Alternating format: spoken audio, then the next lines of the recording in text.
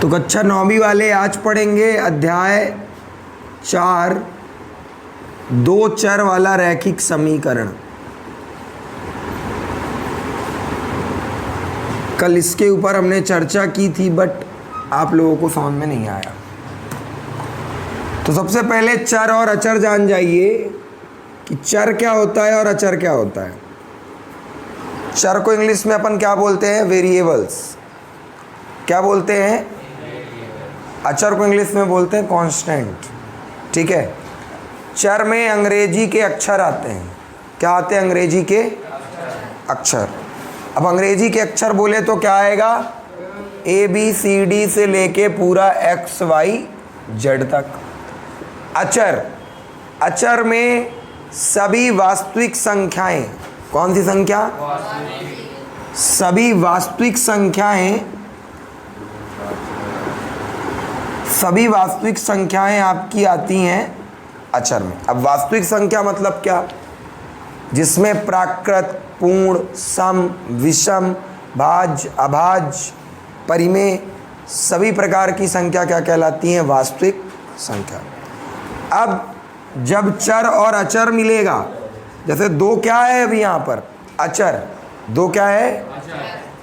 और x लिख दिया मैंने तो क्या हो गया? चर हो गया। तो ये क्या बन गया? 2x। क्या बन गया ये? 2x प्लस मैंने इस पे एक चर और लिख दिया y। क्या लिख दिया? 2x प्लस y बराबर का चिन्ह लगाया और इधर लिख दिया 9। इधर क्या लिख दिया? तो जो इधर लिखा हुआ है इसको बोलते हैं LHS, हिंदी से बोलते हैं बायां पक्ष। क्या बोलते हैं? और बराबर के उधर जो लिखा होता है उसको इंग्लिश में बोलते हैं RHS, जिसको बोलते हैं दायां पक्ष। इंग्लिश से पूरा बोलेंगे तो बोलेंगे लेफ्ट हैंड साइड। क्यों? क्योंकि जब अपन लिखते हैं तो ये क्या होता है? Left hand side. तो ये क्या है? Left hand side. और ये क्या है? Right hand side. जब लेफ्ट हैंड साइड बीच में इक्वल का साइन और राइट हैंड साइड हो तो क्या बनाता है? पूरा इक्वेशन। क्या बनाता है? जिसको अपन क्या बोलते हैं? समीकरण। अब आप जो आज पढ़ रहे हैं वो है दो चर वाला रैखिक समीकरण।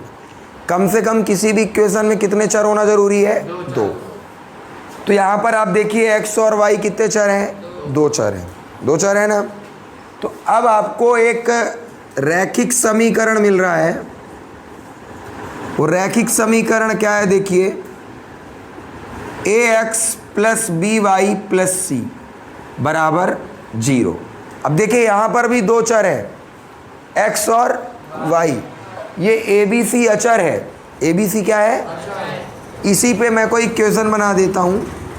2x प्लस 3y प्लस 9 बराबर 0। ठीक है। अब आपको ये देखना है, अध्याय 4 पढ़ रहे हैं। ठीक है। तो आपको ये देखना है कि x के साथ क्या लिखा था यहाँ पर? a। तो जो भी अचर और चर होते हैं वो आपस में किस में होते हैं? गुणे में। किस में होते हैं? गुणे में। तो x अभी किसके साथ है? 2 के साथ।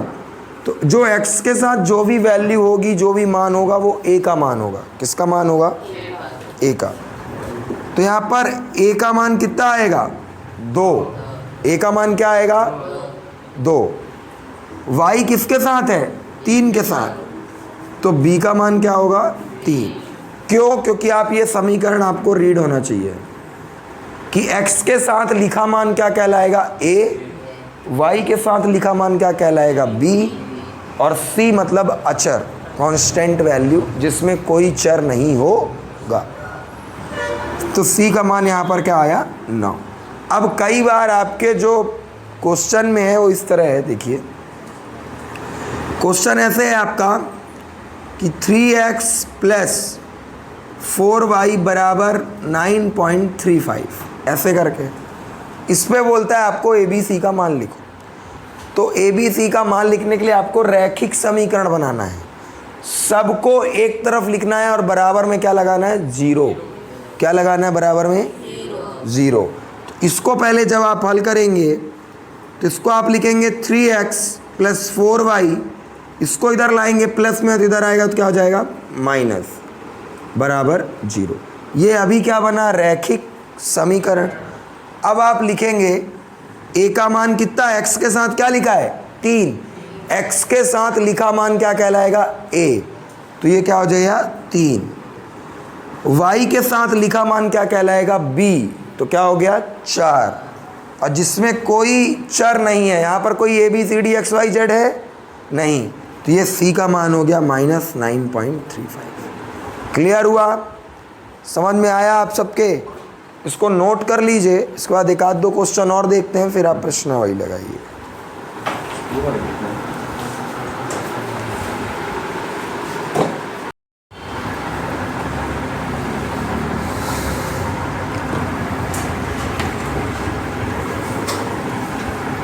और अब बन जाना चाहिए सबसे, ठीक है? अब कोई बोला कि नहीं बन रहा है तो मैं अपनी त्रिनेत्र खोल दूंगा, फिर तो भूकंप आएगा। क्या आ जाएगा? भूकंप। एक्सरसाइज 4.1 का पहला क्वेश्चन क्या बोलता है, एक नोटबुक की कीमत एक कलम की कीमत से 2 गुनी है। एक नोटबुक की कीमत एक कलम की कीमत से क्या है 2 गुनी। मतलब एक कलम की कीमत कितनी होगी, एक कलम की कीमत है x रुपए, कितने रुपए x रुपए, लेकिन जो नोटबुक की कीमत है वो कलम की कीमत के कितनी है 2 गुनी। कितनी है 2 गुनी। तो माना कि यहाँ पे लिख लेना, माना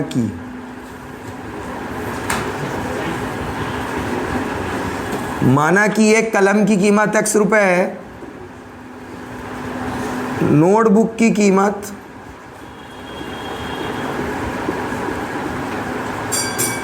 कलम के 2 गुनी है। कितनी है 2 गुनी। तो 2 गुनी है तो क्या हो जाएगा, इसका 2 गुना 2y कर लो।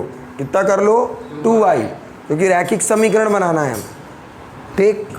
तो रैखिक समीकरण आप बनाएंगे तो इसका जो समीकरण बनेगा कि उसकी कलम की कीमत के 2 गुनी है, ठीक है? तो रैखिक समीकरण कैसे बनेगा, ax + by + c बराबर 0। मतलब सबको क्या करना है, एक तरफ क्या करना है, तो ये क्या बनेगा x - 2y, c की तो वैल्यू ही नहीं है, ये हो जाएगा 0। ये बन गया आपका रैखिक समीकरण। समझ में आया? अब अगला क्वेश्चन क्या बोला है, ABC का मान लिखो। क्या लिखो, ABC का मान। पहला क्वेश्चन देखिए क्या लिखा हुआ है अपनी बुक में। The cost of a notebook increase the cost of। आपके नोटबुक में पहला क्वेश्चन बन जाएगा, दूसरा बता रहा हूँ। दूसरा क्वेश्चन है x - y/5 -10 बराबर 0। जब भी आप हल करेंगे तो लिखेंगे एक बार वही प्रश्न, फिर आप लिखेंगे रैखिक समीकरण ax + by + c बराबर 0 से तुलना करने पर